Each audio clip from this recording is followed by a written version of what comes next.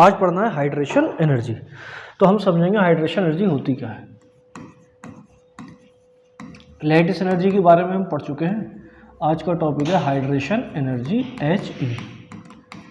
देखो एक टर्म होता है, बोलते हैं हम सॉल्वेशन। सॉल्वेशन टर्म होता है और इसके लिए हम यूज़ करते हैं सॉल्वेशन एनर्जी। तो सॉल्वेशन एनर्जी क्या होती है? किसी भी सॉल्वेंट में जब हम सॉल्यूट मिलाते हैं, किसी भी सॉल्वेंट में जब सॉल्यूट मिलाएंगे तो उस सॉल्यूट को मिलाने पर जो एनर्जी निकलती है उसी को हम बोलते हैं सॉल्वेशन एनर्जी। सही है ना? किसी भी सॉल्वेंट में जब सॉल्यूट मिलाते हैं तो उससे जो एनर्जी निकलेगी उसी को क्या बोलेंगे? Solvation energy. अच्छा, जब हम बात करेंगे सॉल्वेशन एनर्जी की तो हम एक मोल के लिए डिफाइन करेंगे। कोई एक मोल आयनिक क्रिस्टल है उसके लिए डिफाइन करेंगे। बात समझ में आ रही है? जब बात करोगे एनर्जी की तब जैसे हमने लैटिस एनर्जी में भी एक मोल लिया था ना, तो यहाँ भी हम एक मोल के लिए डिफाइन करेंगे। अब ये सॉल्वेंट कुछ भी हो सकता है। बात समझ में आ रही है? पोलर भी हो सकता है, पानी हो सकता है, नॉन पोलर भी हो सकता है, बेंजीन CCl4 भी हो सकता है, ऑर्गेनिक सॉल्वेंट भी हो सकता है और इनऑर्गेनिक सॉल्वेंट कुछ भी हो सकता है। लेकिन हम पढ़ते हैं जनरली जो हम एनर्जी पढ़ेंगे वो हम पढ़ेंगे वाटर एज ए सॉल्वेंट। बात समझ में आ रही? हो कुछ भी सकता है, सॉल्वेंट कुछ भी हो सकता है। वाटर में डालने पर जो एनर्जी रिलीज होगी उसी को हम क्या बोलेंगे? Hydration energy. तो यहाँ लिखना amount of energy released when 1 mole of ionic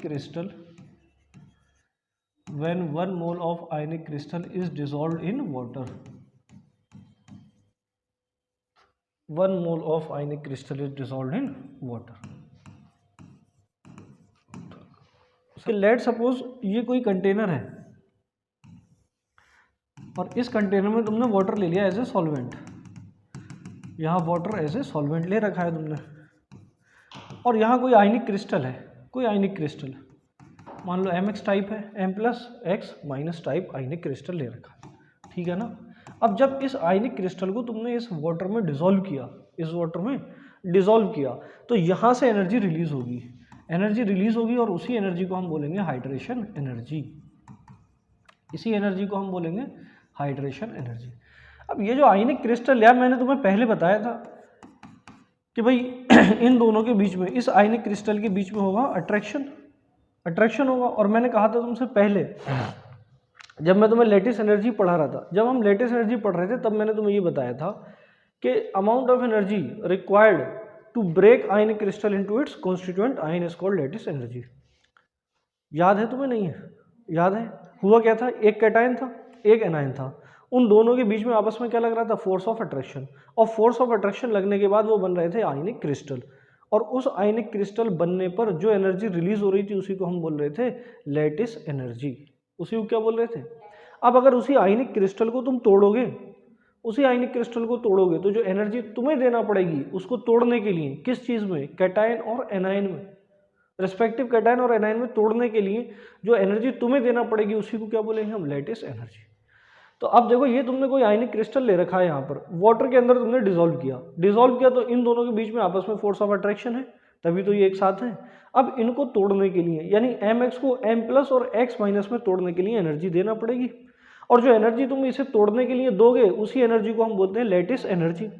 अब जब तुमने इसे पानी में डाला है तो यहाँ से एनर्जी रिलीज हुई है, उसे हम बोल रहे हैं हाइड्रेशन एनर्जी। अब ये जो हाइड्रेशन एनर्जी है ये इसके ब्रेक डाउन में हेल्प करेगी। इस आयनिक क्रिस्टल के बीच में जो फोर्स ऑफ अट्रैक्शन है, इन दोनों के बीच में जो अट्रैक्शन है उसके ब्रेक डाउन के लिए रिस्पॉन्सिबल होगी हाइड्रेशन एनर्जी। तो अगर ये हाइड्रेशन एनर्जी इसकी लेटिस एनर्जी से ज़्यादा होगी तो इसके और इस आयनिक क्रिस्टल को आराम से तोड़ देगी, और अगर आराम से इसे तोड़ दिया तो बताओ ये M+ और X- में टूट जाएंगे, और अगर M+ और X- में टूट गए तो ये डिसॉल्व हो जाएंगे। बोलो, और इस वाटर के अंदर ये भी सॉल्वेंट के अंदर वो सॉल्यूबल हो जाएंगे। तो यहीं से सॉल्युबिलिटी का भी कॉन्सेप्ट आएगा जो हम आगे पढ़ेंगे सॉल्युबिलिटी के बारे में। सॉल्युबिलिटी पढ़ने से पहले लेटिस एनर्जी और हाइड्रेशन एनर्जी जानना जरूरी है। तो अगर हाइड्रेशन एनर्जी ज़्यादा है लेटिस एनर्जी से, अगर हाइड्रेशन एनर्जी ज़्यादा हो जाए लेटिस एनर्जी से, तो जो कंपाउंड है या आयनिक क्रिस्टल है वो सॉल्यूबल हो जाएगा, और अगर लेटिस एनर्जी ज़्यादा है हाइड्रेशन एनर्जी से तो वो कंपाउंड इनसॉल्यूबल होगा। तो इसे लिख लो, if hydration energy is more than lattice energy, compound will be soluble in water, soluble in water. और इसका उल्टा, अगर लैटिस एनर्जी ज़्यादा हो हाइड्रेशन एनर्जी से तो compound will B insoluble in water. और बड़ी सिंपल सी बात है, अगर लैटिस एनर्जी ज़्यादा है तो इनके बीच में जो अट्रैक्शन है, जो फोर्स ऑफ अट्रैक्शन है, लैटिस आयनिक क्रिस्टल के बीच में जो फोर्स ऑफ अट्रैक्शन है वो नहीं टूटेगा, इन दोनों के बीच का बॉन्ड नहीं टूटेगा, और अगर बॉन्ड नहीं टूटेगा तो डिसॉल्व नहीं होगा। देखो इसके बाद समझो factor affecting hydration energy, factors affecting hydration energy. तो जो फैक्टर लैटिस एनर्जी के थे वही सेम फैक्टर है हाइड्रेशन एनर्जी के भी। हमने पढ़ा था lattice energy directly proportional to the charge, तो यहाँ हाइड्रेशन एनर्जी भी डायरेक्टली प्रोपोर्शनल होगी चार्ज के। Hydration energy is directly proportional to charge, HE लिख लो इसे शॉर्ट में, डायरेक्टली प्रोपोर्शनल होगी चार्ज ऑफ कैटायन के और चार्ज ऑफ एनायन के, तो उसमें सीधे लिख दूं चार्ज ऑफ आयन। और हाइड्रेशन एनर्जी इनवर्सली प्रोपोर्शनल होगी साइज के, इनवर्सली प्रोपोर्शनल किसके होगी, साइज के। अरे भाई ये भी एनर्जी है ना, और अगर एनर्जी है तो तुम्हें एनर्जी का फॉर्मूला तो पता ही है, KQ1 Q2 अपॉन R। अब यहाँ एक क्वेश्चन देखो, विच of the following has maximum hydration energy. पहला ऑप्शन है NH4+, दूसरा ऑप्शन है Li+, तीसरा ऑप्शन है Na+, और चौथा ऑप्शन है K+। अब यहाँ पर हम चेक करेंगे कि किसमें हाइड्रेशन एनर्जी मैक्सिमम होगी। हाइड्रेशन एनर्जी जो है वो डायरेक्टली प्रोपोर्शनल होती है चार्ज के। अब यहाँ जब हम चेक करेंगे तो सबका चार्ज सेम है, सब पे +1 चार्ज है, तो चार्ज तो सेम आ गया। दूसरा फैक्टर होता है साइज, साइज के इन्वर्सली प्रोपोर्शनल होगी, तो जितना साइज कम होगा हाइड्रेशन एनर्जी उतनी ज़्यादा होगी। तो तुम ज़रा चेक करो, NH4+, इसका साइज तो ज़्यादा होगा, इसके बाद देखो Na+, इसके बाद देखो K+, इनका साइज भी ज़्यादा होगा। और जब तुम बात करोगे Li+ का, लिथियम का, देखो लिथियम के बाद आता है सोडियम, उसके बाद आता है पोटेशियम, तो यहाँ सबसे कम साइज होगा Li+ का, और जिसका साइज कम उसकी हाइड्रेशन एनर्जी ज़्यादा होगी। BeF2, BeCl2, BeBr2 और BeI2, यहाँ पर हम सॉल्व करेंगे हाइड्रेशन एनर्जी का ऑर्डर निकालेंगे। तो देखो यहाँ कैटाइन सब सेम है, बेरिलियम सब में कैटाइन सेम है और सब पे चार्ज भी +2 है। अब इसके बाद हम डिसाइड करेंगे एनायन से। तो यहाँ देखो, यहाँ फ्लोरीन है, क्लोरीन, ब्रोमीन और आयोडीन। अब देखो F-, Cl-, Br- और I-। अब तुम्हें मालूम है साइज की अगर हम बात करें तो डाउन द ग्रुप जाने पर साइज इंक्रीज करेगा, तो सबसे ज़्यादा साइज इसका, ये तो साइज का ऑर्डर हो गया। और हाइड्रेशन एनर्जी इन्वर्सली प्रोपोर्शनल होती है साइज के, तो जिसका साइज ज़्यादा उसकी एनर्जी कम, उसकी हाइड्रेशन एनर्जी कम, और जिसका साइज कम उसकी हाइड्रेशन एनर्जी ज़्यादा, तो ये ऑर्डर आ जाएगा हाइड्रेशन एनर्जी का। अब इसके बाद देखो एक बहुत इंपॉर्टेंट टॉपिक आता है hydrated size. Related hydration energy से हाइड्रेटेड साइज की बात अगर हम करें, हाइड्रेटेड साइज क्या होता है समझना। नॉर्मली सॉलिड स्टेट में तुमने कोई कैटाइन ले रखा है, let suppose Li+, Na+, K+, Rb+ और CS+, ये सॉलिड स्टेट में तुमने ले रखे, ये सब सॉलिड है, ये सब सॉलिड है, तुमने सॉलिड स्टेट में ले रखे। अब तुम्हें मालूम है तुमने सॉलिड स्टेट में इन्हें ले रखा है, तो तुम्हें इनके साइज का ऑर्डर मालूम है। डाउन द ग्रुप जाओगे, डाउन द ग्रुप जाने पर साइज इंक्रीज करता है, जनरली यही हमने पढ़ा है। तो सबसे ज़्यादा साइज किसका होगा, CS+ का, फिर ये ऑर्डर आ जाएगा साइज का, जब ये अपनी सॉलिड स्टेट में हो।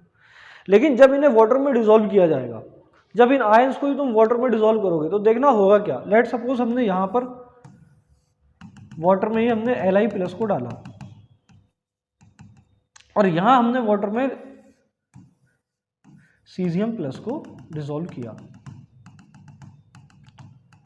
अब देखो लिथियम Li+ का साइज कम है, CS+ का साइज ज्यादा है, चार्ज दोनों पर सेम है, दोनों पर चार्ज सेम है, लिथियम पर भी +1 और सीजियम पर भी -1 है। तो देखो इसके ऊपर जब वाटर के मॉलिक्यूल आएंगे तो इस तरीके से आएंगे, ऑक्सीजन वाला पार्ट, निगेटिव वाला पार्ट इधर आएगा और पॉजिटिव वाला पार्ट इधर आएगा, H+ इधर होंगे, ऐसे ही ऐसे आएगा इसकी तरफ, यहाँ पॉजिटिव पार्ट होगा और यहाँ निगेटिव। क्यों? क्योंकि भाई इसके ऊपर पॉजिटिव चार्ज है, और ऐसे ही इसे सब तरीके से ये इसको सराउंड करेंगे, ऐसे ही सराउंड करेंगे। अब इसका चार्ज तो यहाँ चार्ज +1 है, इन दोनों को जब तुम कंपेयर करोगे और इनका चार्ज बाई साइज रेशियो निकालोगे, चार्ज बाई साइज यानी चार्ज डेंसिटी जब निकालोगे तो Li+ की चार्ज डेंसिटी ज़्यादा होगी, क्योंकि इसका साइज क्या है, कम, और चार्ज दोनों पे +1 है।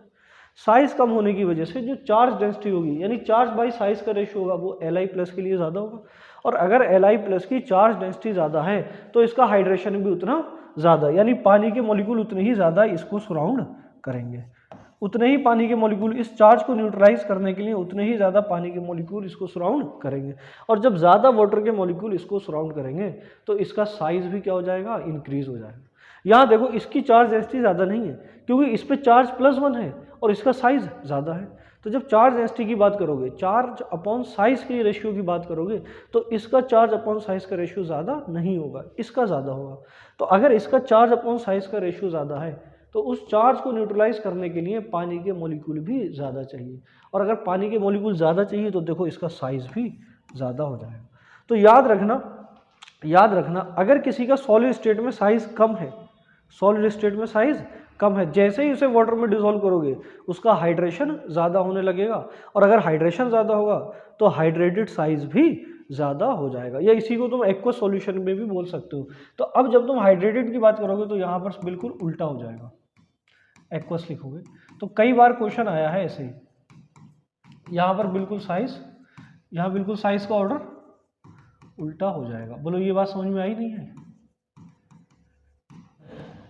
अब हाइड्रेटेड साइज समझने के बाद ध्यान से सुनना, हाइड्रेटेड साइज के बाद बात आती है आयनिक मोबिलिटी की।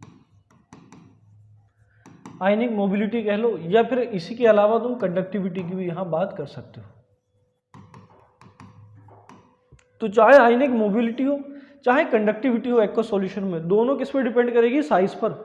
भाई कोई मोटा ताज़ा ज़्यादा होगा उतनी तेज़ नहीं भाग पाएगा, उसकी मोबिलिटी उतनी नहीं हो पाएगी, और कोई पतला दुबला होगा वो उतना तेज़ भागेगा, उसकी मोबिलिटी उतनी ज़्यादा होगी। तो चाहे आयनिक मोबिलिटी की बात करो या कंडक्टिविटी की, एक्वस सॉल्यूशन की बात चल रही है, एक्वस सॉल्यूशन में हम बात कर रहे हैं क्योंकि हम यहाँ बात कर रहे हैं हाइड्रेटेड साइज की। तो चाहे आयनिक मोबिलिटी की बात करो चाहे कंडक्टिविटी की बात करो, साइज जितना कम होगा मोबिलिटी उतनी ज़्यादा, और उतनी ही कंडक्टिविटी भी ज़्यादा होगी। तो यहाँ पर तुम समझना आयनिक मोबिलिटी और कंडक्टिविटी ये इनवर्सली प्रोपोर्शनल होंगी दोनों, आयनिक मोबिलिटी एंड कंडक्टिविटी ये दोनों इनवर्सली प्रोपोर्शनल होंगे हाइड्रेटेड साइज की, inversely proportional to hydrated size. तो अगर इसी क्वेश्चन में Li+ वाले क्वेश्चन में ये एनायन दे रखे Li+, Na+, K+, Rb+ और Cs+, अगर इसी क्वेश्चन में ये सॉलिड स्टेट में दे रखे हो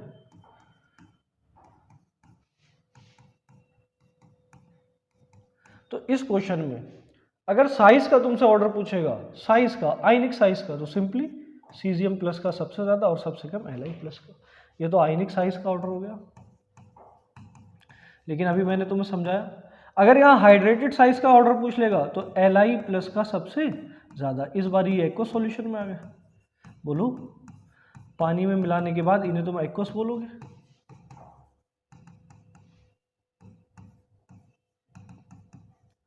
ये साइज आया हाइड्रेटेड साइज का ऑर्डर। अब इसके बाद अगर कोई तुमसे आयनिक मोबिलिटी के बारे में पूछ ले, आयनिक मोबिलिटी इन एक्वस सॉल्यूशन, तो तुम्हें मालूम है भाई Cs+ सबसे छोटा होगा तो आयनिक मोबिलिटी इसकी सबसे ज़्यादा होगी। तो जब आयनिक मोबिलिटी का ऑर्डर पूछेगा एक्वस सॉल्यूशन, ये देख लेना स्टेट क्या दे रखी है, एक्वस दे रखा है या सॉलिड दे रखा है, ये बहुत ध्यान से देख लेना। तो मुझे बताओ ये आ जाएगा ऑर्डर,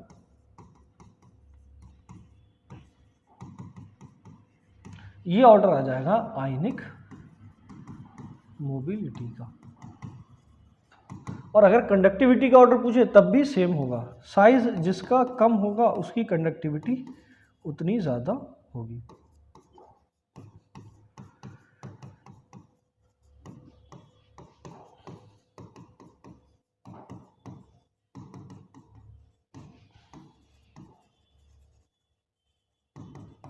ये कंडक्टिविटी का ऑर्डर हो जाए। पर क्वेश्चन देख लो, which of the following ion has maximum ionic mobility. अब आगे अगर वो लिख कर दे दे इन एक्वस सॉल्यूशन अच्छी बात है, वरना ऑप्शन देख लेना एक बार, ऑप्शन में क्या लिख रखा है उसने।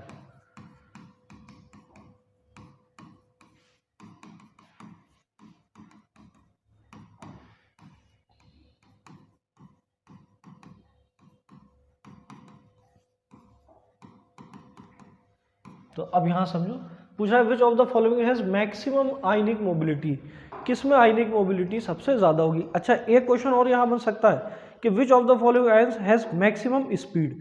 तो भाई बात एक ही है, मोबिलिटी कह लो या स्पीड कह लो, बात समझ में आ रही है। तो आयनिक मोबिलिटी किसकी सबसे ज्यादा होगी, जिसका साइज सबसे कम होगा।